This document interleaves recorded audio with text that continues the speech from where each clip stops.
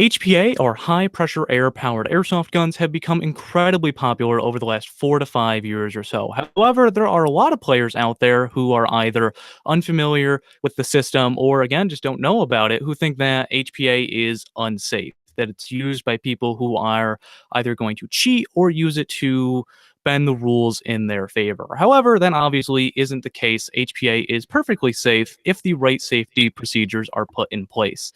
So in today's video, I want to talk with Rich of Wolverine Airsoft. Rich, thank you so much for coming on today. I really do appreciate it. Thanks for having me.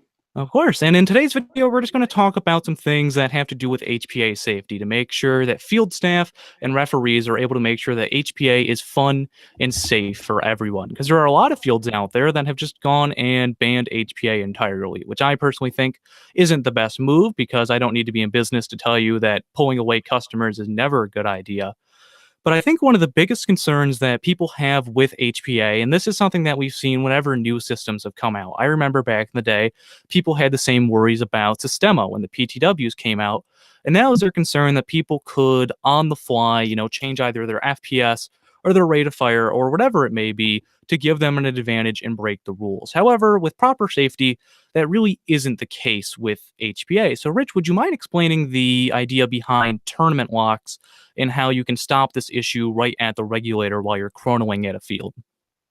Sure. So HPA is the output energy is controlled by the pressure that the regulator is operating at. So with an AEG, generally your output energy is controlled by your spring, which, as you mentioned, lots of systems now, not just Systema, but many just standard AEGs have quick change spring guides, which you can very quickly and with very basic tools or sometimes no tools at all change the output energy. So this is the difference is that with HPA you don't actually change the hardware, you just change the settings. So you change the output pressure. Really, virtually any regulator that's made for airsoft now includes a tournament lock system with the regulator. And what that does is it gives you a way to do two things: to make it so that the player cannot change the output pressure and the output, as a result, the output energy on the field without breaking the tournament lock, and then to make it obvious that they have broken it. So many use zip ties, and it's just a simple way to lock the system so that you can't change the output pressure without breaking the zip tie.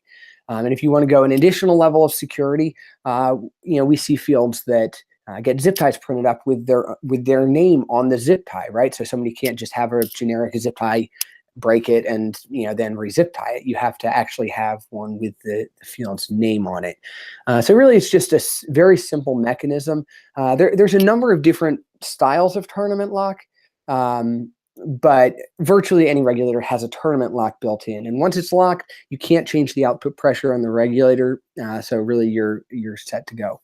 Yeah, so I personally, using the zip tie when I was a field staff member, that was the way that I liked. We had ones with a little name tag that we could write our initials on to prevent someone from, just clipping that off real quick, their multi-tool, and throwing on a different one.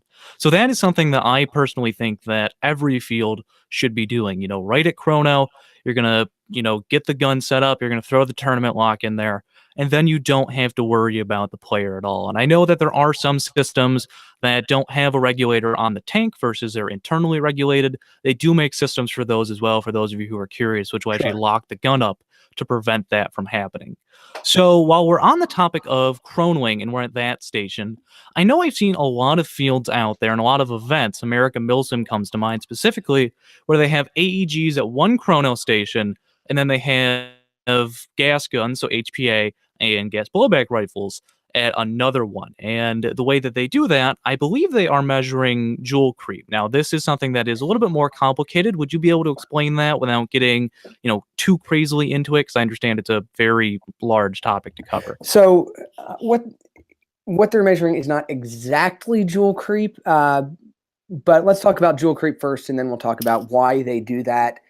The good, the bad, the ugly about why that happens. So Joule creep is a little difficult for people to understand because intuitively they feel like it's the same gun. Why should changing the weight of the BBs make any difference in how hard it hits?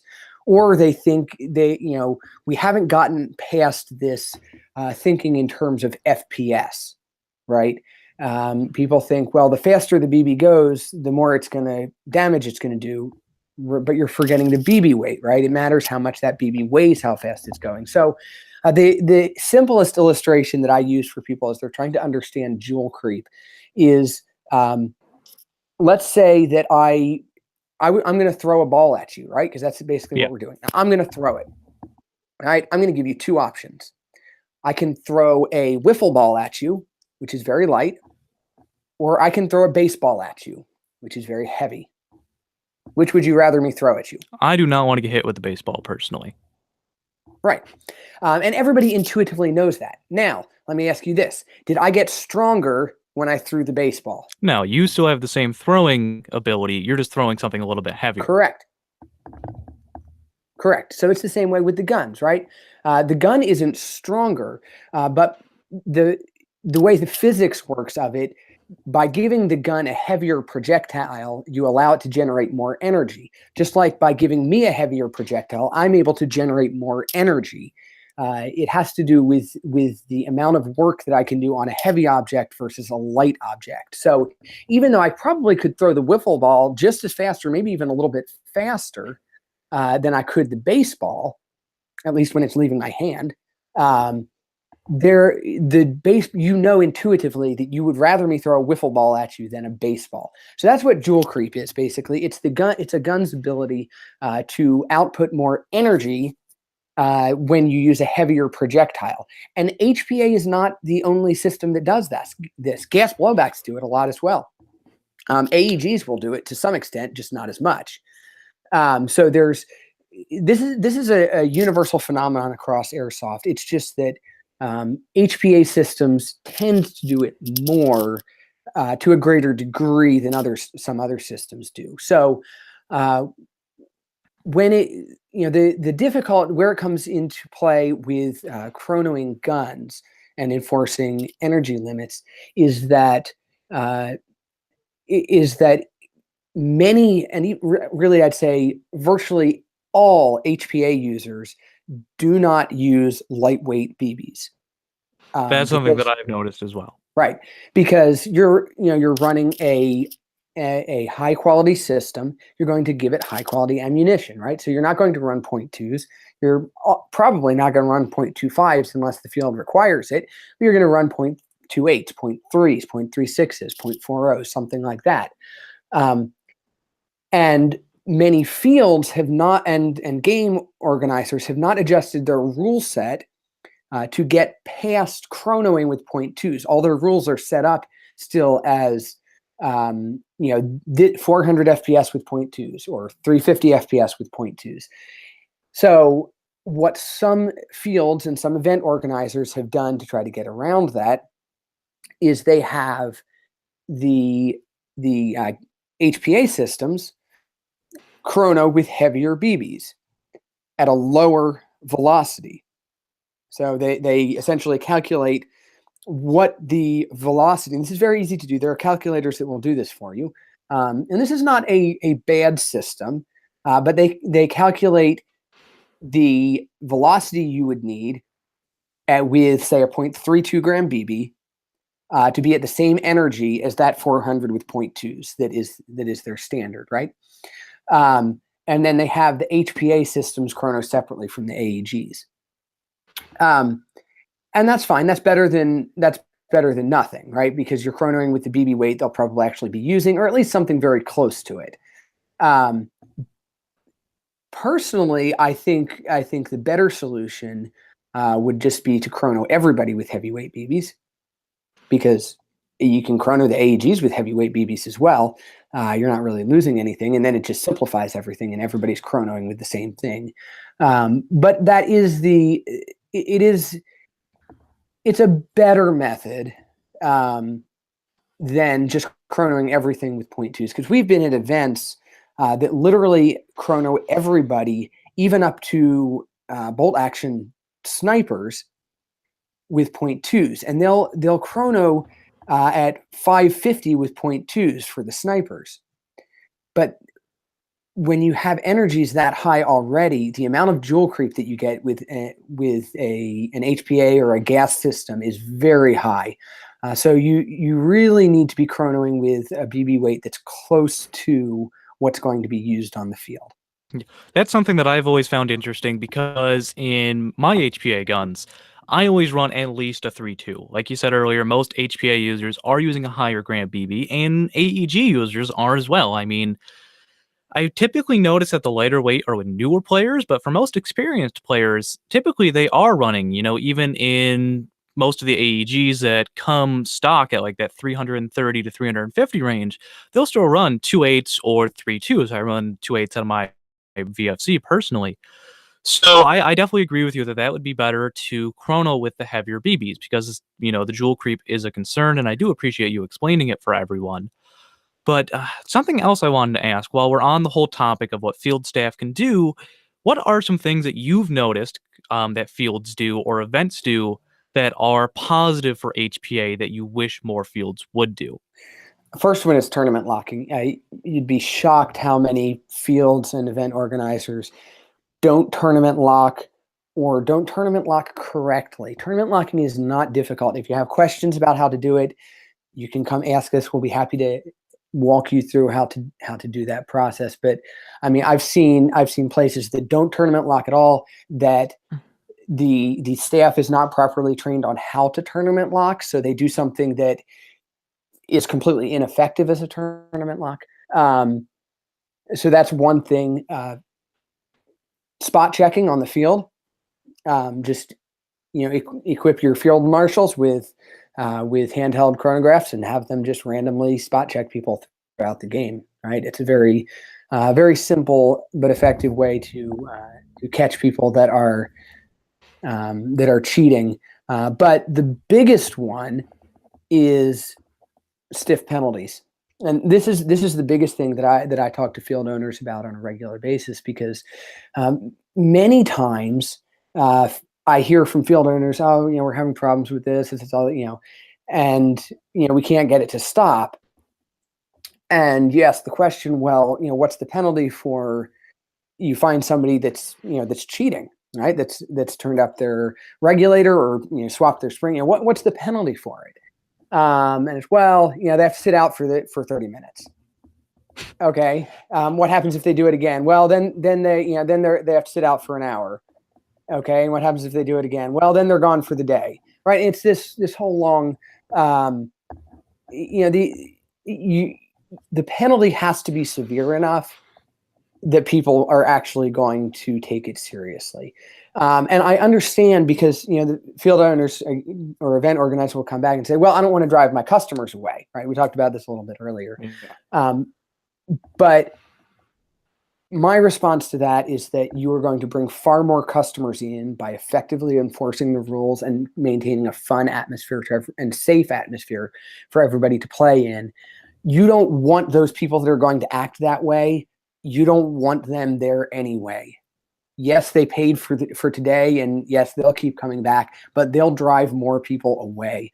So you have to maintain a long-term view, and you have to actually... That's something that I've noticed as well, is that, and while getting rid of that one person, you didn't get their $25 admission, if he's preventing a group of 5 people from coming, well, you just made an extra $100. So one, you're keeping the rest of your customer base happy, because you shouldn't be appealing to the people that are going to be toxic at your field. You should be appealing to the people that are there to have fun while still following the rules. So I definitely agree that that's one of the biggest things that we notice here in the Northeast, because we aren't exactly a hub for airsoft in any sort of way. So there's a lot of fields that don't pull a huge customer base to begin with. Those fields that only get 20 people on a Saturday, or they're afraid to, kick 2 or 3 people out because, they're either going to badmouth them or they're going to do whatever that would drive away their business. But I personally think, and I agree with you, by curbing these players who are, being toxic, you're going to bring more people to your field. There are fields that I try to avoid as much as I can because of this same issue, because either the referees are being unfair in their rulings, if they're just not doing a good job and not actually, checking. Like, I can't stand the places that just have referees sitting in towers because they're not actively enforcing the rules. So I think that that is one of the biggest things that we have to address. And I know it's a little bit scary to think about telling players to leave if you own a field that doesn't have, the biggest turnout every week. But by getting rid of those toxic players, you will bring in better players that you want at your field. You don't want the people that are going to be causing issues for you and giving you a headache. You're going to want those people that are going to be respectful, following the rules, and encouraging people to come back to your field for a good time. Absolutely. I think we underestimate the power of the culture in airsoft. It's one of the things that I think we as a airsoft community have not policed ourselves well over the past 10 years, because I've been playing airsoft for about 15 years now, and the culture used to be very different in airsoft, and we've not policed ourselves well over the past 10 years or so.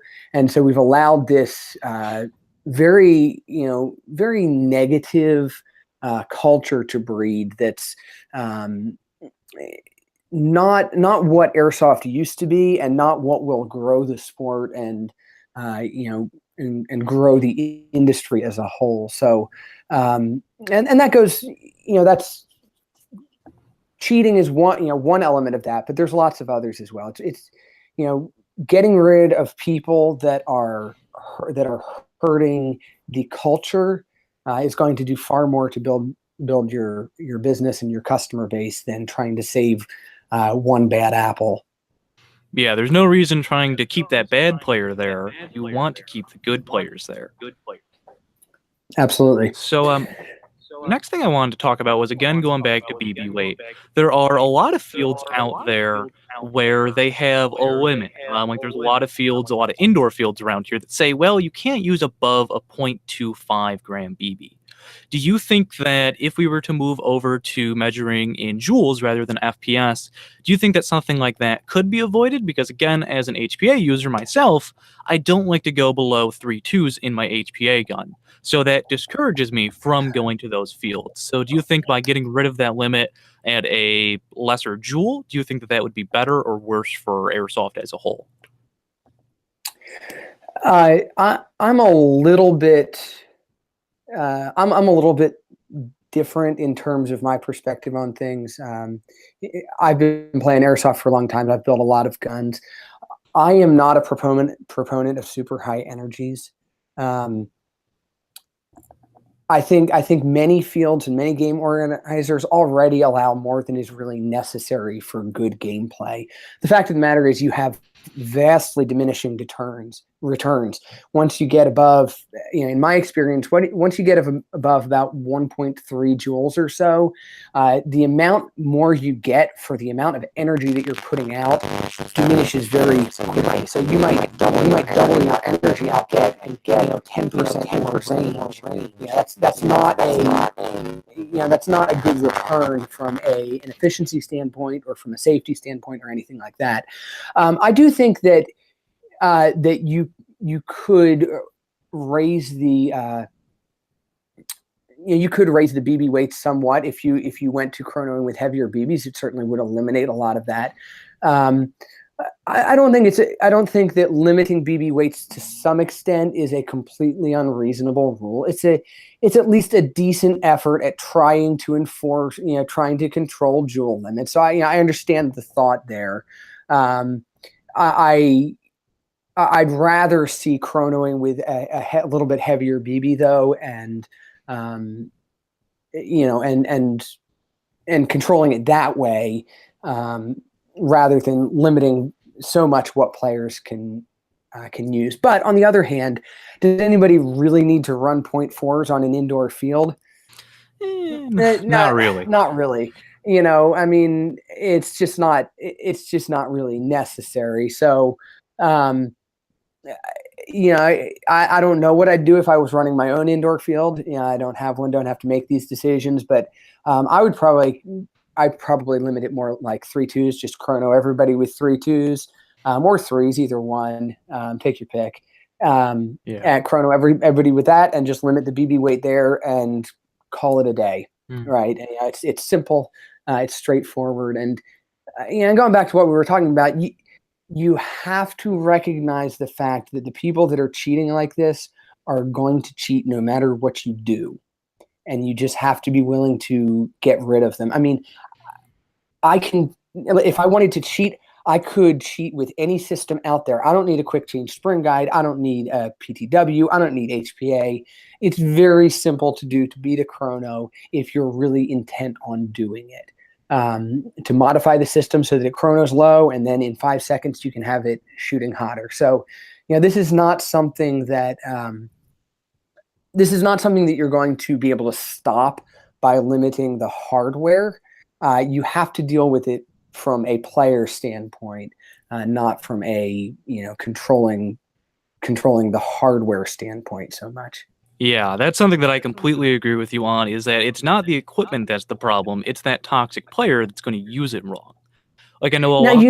Go ahead. Yeah, you need reasonable precautions, because there are two types of cheaters, right? There's the ones that are the real problems, which are the ones that are going to cheat regardless, right?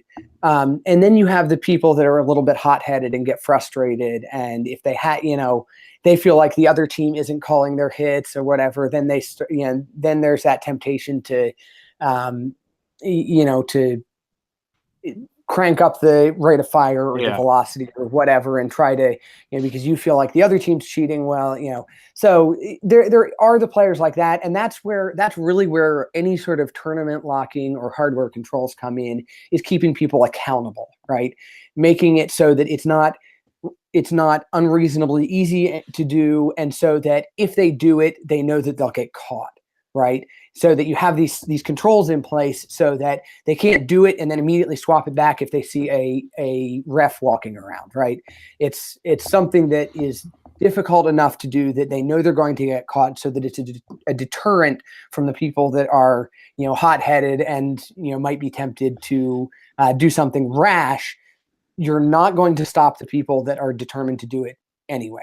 You're never going to stop those people. There's sort of two different categories as far as I look at it. One's premeditated. You have your premeditated murder versus unpremeditated, right? Yeah. You have the people planning on it and are going to do it regardless, and you have the people that, they just got mad and did something irresponsible and unsafe, that maybe if they'd had a little more a little more accountability there, it would have prevented them. Yeah, like with the tournament lock, for example, there are those people that, let's say they catch a couple rounds to the head, they're frustrated, their head hurts now. So they think, oh, I'm going to crank up my FPS and get back at them. So having something like a tournament lock is that reminder that, hey, I shouldn't be doing this. I'm going to get caught and something bad's going to happen to me. It's no different than all the rest of our lives. Yeah, it's exactly. the accountability. Yeah. Something else that I've noticed that fields do, which I'm personally not a really big fan of, I don't like when fields allow players to chrono with their own magazines that weren't loaded with field-provided BBs. I feel like that's one of those things that I could, like again, those people that came there to cheat. I could have, 0.32 is my gun, and then when I walk up to the chrono, I could be like, yeah, I have 0.2s in there, definitely. And then I get a different. So there are those people that cheat, and I think that's just one of those things that would avoid it. Yeah, I mean, I should have included that earlier. I guess I sort of took that for granted because it is pretty common now. But yes, if you're gonna chronos, you absolutely should. The field should be providing the BBs at a specified BB weight and chronoing with those, allowing people to provide their own BBs and just take their word on what what BB weight it is just not. That's not a good way of doing things, because even if it's not deliberate, people can heck, we have probably 5 different weights of BBs in our shop here, right? Who's to say I didn't grab the wrong bottle and drop my 3-2s in there when I was intending to pick up the 2-5s, right? And so even apart from the deliberate cheating, mistakes can happen there. So the field should be providing the BBs for chrono. Even if you let the people use their own magazines, just have a speed loader and put 10 field provided BBs in their magazine, top it off when they're getting ready to chrono, and you're you're good to go. So yes, I absolutely agree with that. Yeah, that's something that I think would work as well, because I know a lot of counter arguments to that are, well, what if I have some gun that, the field doesn't have a magazine for? Like, what if Hmm. I'm running a Scorpion Evo? I don't think a lot of fields would be keeping that, and most of them just keep the standard AK and M4.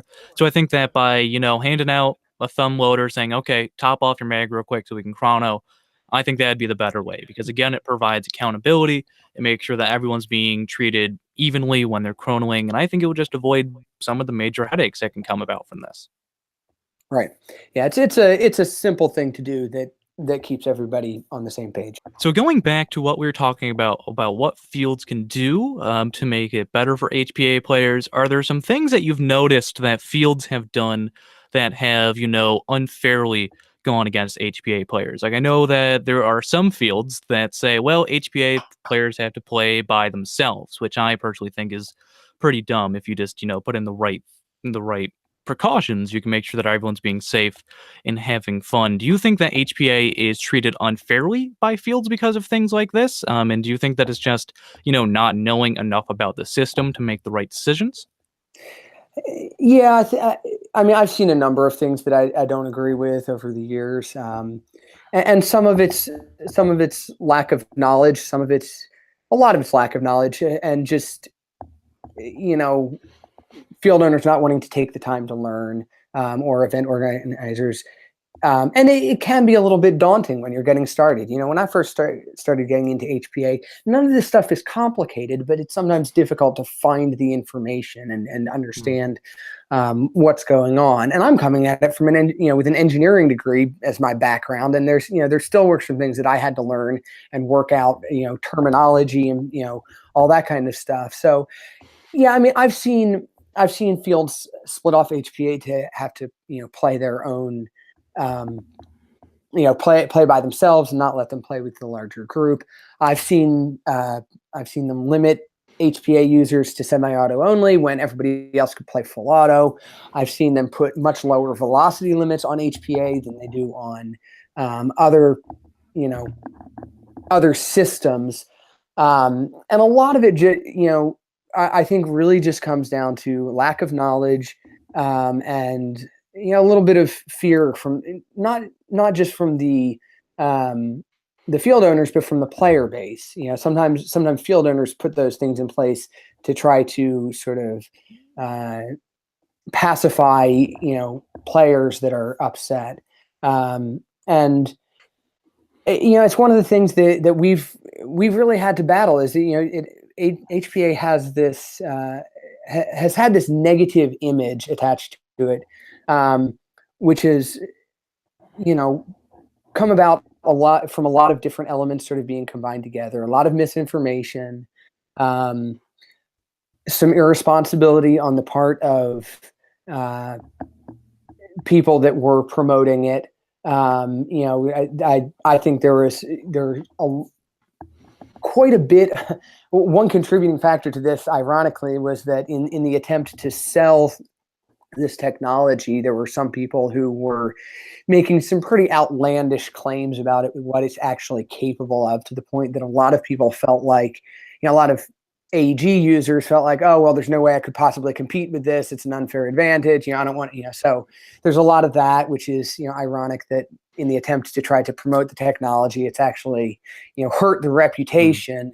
But there's been a lot of things like that, and we've had to work really hard to try to re-educate people to promote the image, and then the last one I was going to add was, it's sort of a social media phenomenon that you get these few people that act completely irresponsibly, post some video of themselves using HPA to, light somebody up at ridiculously high rate of fire at point blank range, just doing really irresponsible things. And people, because of social media, what really is just an isolated incident that has happened a handful of times in the entire history of airsoft.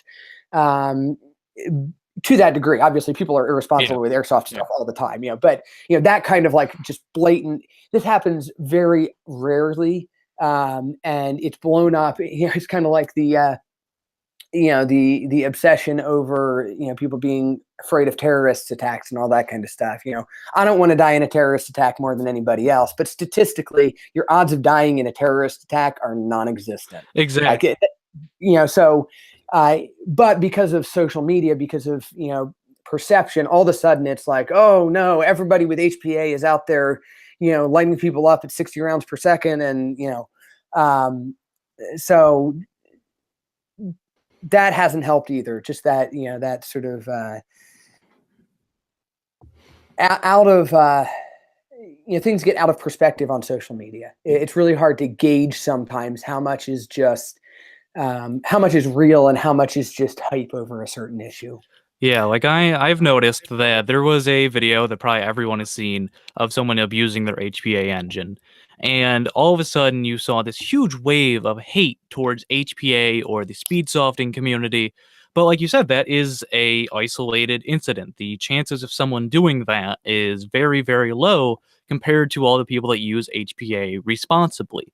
And it's that thing where all it takes is that one video to make everyone think that everyone that uses that system or everyone that plays that way is the issue. Like that's part of the reason why I don't like cheater videos, for example, Mm-hmm.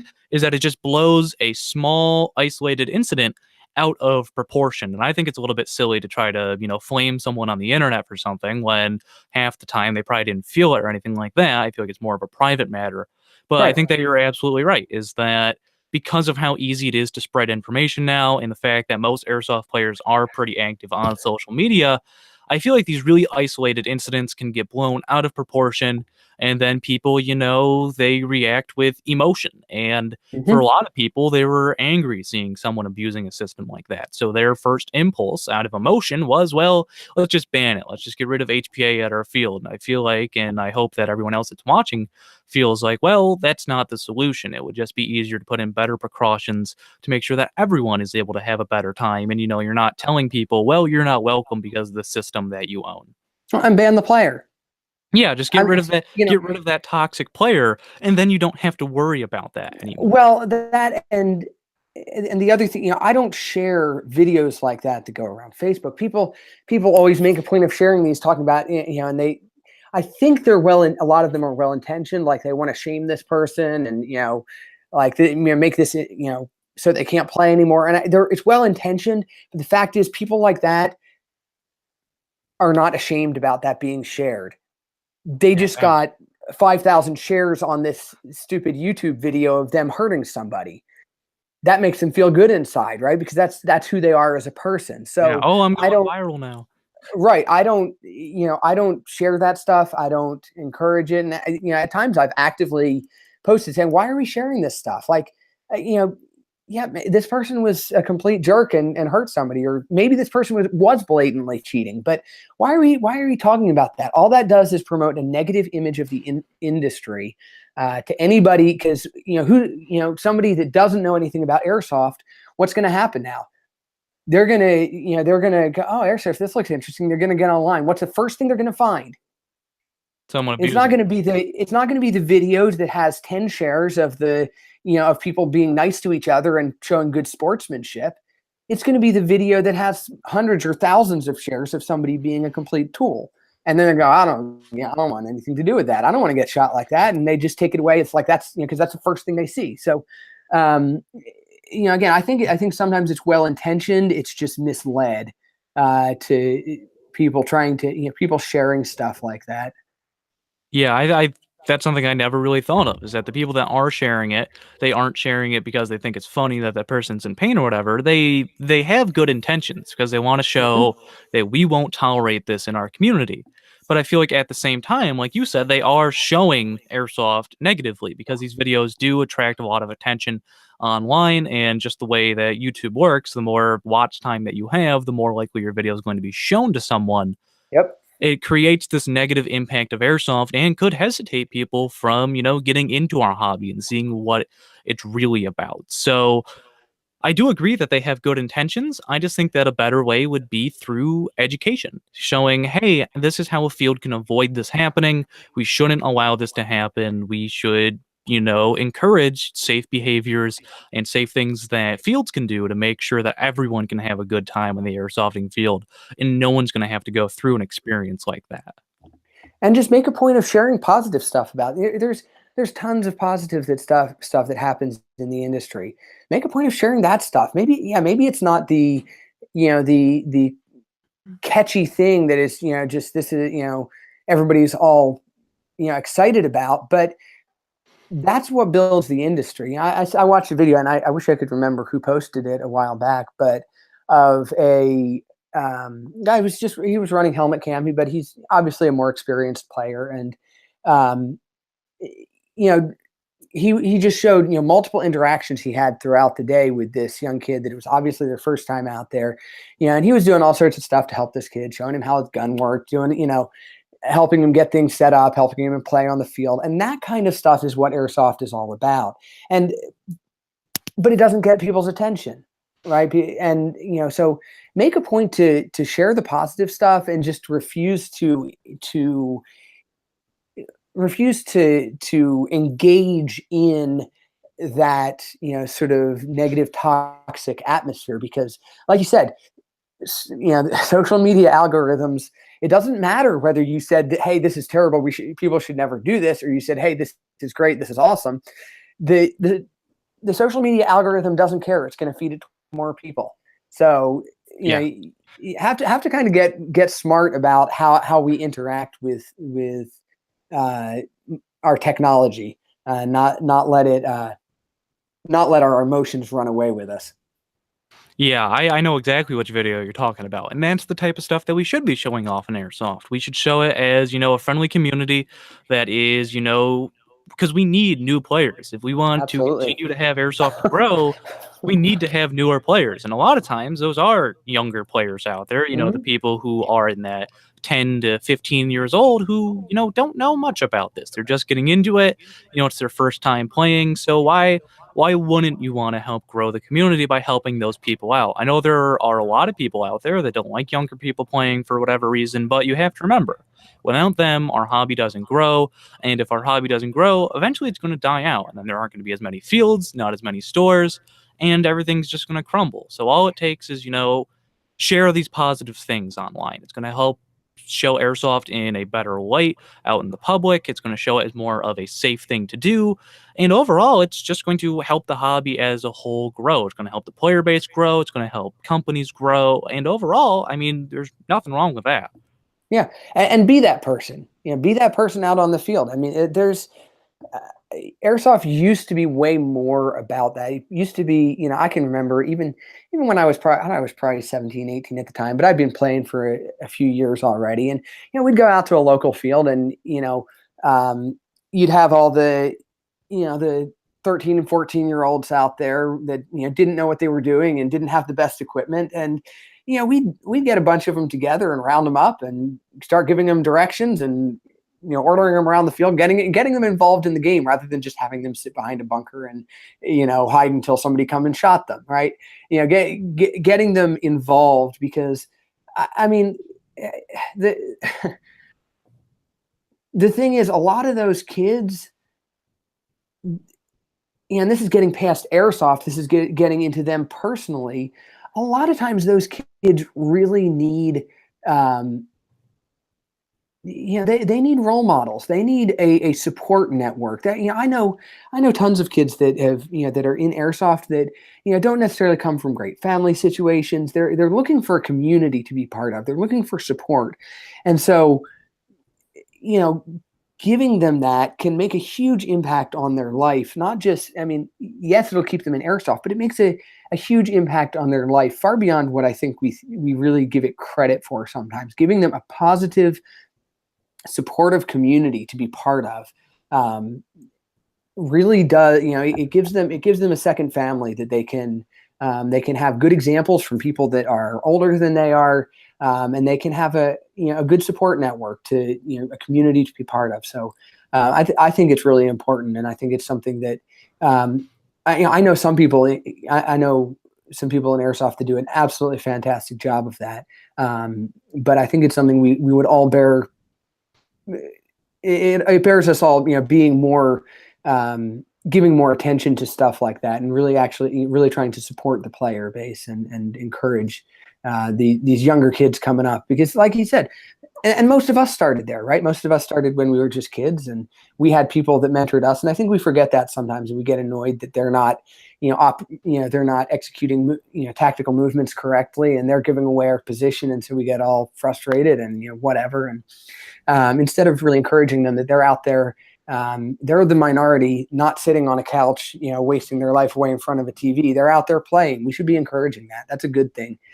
Getting out there, exercising, interacting with people, something that our modern technology has driven us away from. They're actually out there being part of a community, doing something. We should be encouraging that, not discouraging it by belittling them because they don't have the right gear, the right gun, or the right camo, whatever it is. It's we're out there to have fun. Let's have fun. Exactly, and that's how I was. I mean, I started Airsoft when I was probably 10, 11 years old, and some of the people that I've met through Airsoft, they're still some of my best friends today, even outside of the hobby. So by giving these younger players, by helping them out, by helping them get into it, they're going to be able to go outside, they're going to be able to get better, because it's not very much fun hiding behind the bunker, but all it takes is someone to show them the way. And I think that that's something that a lot of us haven't really seen in a while in Airsoft, because there are a lot of people out there, again, with how toxic the internet can be and how fastly those things can spread. I mean, there are people out there who are saying, oh, you don't own a full cry kit, you're not a real Airsoft. Oh, don't get me Or started. whatever. So it's like, all it takes is even just some of us embracing these newer players, because without them, our community won't grow and Airsoft won't survive and grow the way that we all would like it to. I mean, I can't think of a single Airsofter that doesn't want Airsoft to grow and to be better and to have more people in it. So all it takes is a couple of minutes to, make these Yep. people feel welcomed in our community, maybe show them a thing or two, because, they probably got into Airsoft by watching one of these more viral videos. It was positive. Most of the popular gameplays today are like sniper gameplays, for example. So, bring them into the reality of Airsoft. Show, well, yeah, you're not going to be sitting around getting a 40 kill streak. Well, let's show you how to have fun in Airsoft, Right. not in a way that's been highly edited down to make the player look way better than they actually are. Yeah, there's a few of those going around. Yeah. So, was there anything else you wanted to add for today's video? No, not in particular. I appreciate you. I appreciate you giving me a chance to get on here. It's this is even obviously we're an HPA company, and that this element is something. It's something that we want to get out there, the education and all that kind of stuff. But honestly, I think that promoting positivity and cooperation in Airsoft, rather than the sort of toxic. Toxic competitiveness. And I say that because I'm extremely competitive. I'm as competitive as any person you'll ever meet, but you have to, there's a different type of toxic competitiveness, both in our industry and in the player base. And we really need to, we really need to promote that, whether we're talking about different types of technology, with HPA versus AEG, or whether we're talking about different, player bases and play styles. You have the Milsim guys make fun of the Speedsoft guys, and whatever it is, we need to get past this, sort of toxic environment, and really promote positivity and promote the the fun that can be had in Airsoft, because there's so many people, I think, that the sport has so much more potential than it's actually at right now. If people actually, if we pull together as a community and really focus on working together, on teamwork, on sort of many positive aspects of Airsoft, there's a lot of potential out there, and there's a lot of kids that could benefit from it. And I think that's really really important things to talk about. So thanks for having me on today. Of course. Thank you very much for being on today. I really do appreciate it. If you guys are a member of if you either run a field yourself or you're just a staff member and you have questions about HPA, reach out to one of these companies. Reach out to Wolverine. I am sure that you guys would love to help educate and make airsoft more fun and safe for everyone out there. And if you're a player looking for your own HPA equipment, as a player myself, I would highly recommend Wolverine Airsoft's products. I own 2 Inferno Gen 2s. I am in love with them. They work fantastically. I've never had any issues with them. But that's going to do it for today's video, guys. Thank you so much for staying until the end of this discussion. I know it's a little bit different than the content that we regularly do here on the channel, but I do appreciate you staying until the end. If this was your first time here, I'd love it if you joined our community by hitting that subscribe button down below for new educational content every Tuesday and Friday. This has been Lane from the BB Warrior with Wolverine Airsoft, talking about safety and HPA and how we can make airsoft, more fun and more enjoyable for everyone. And we will see you all next time.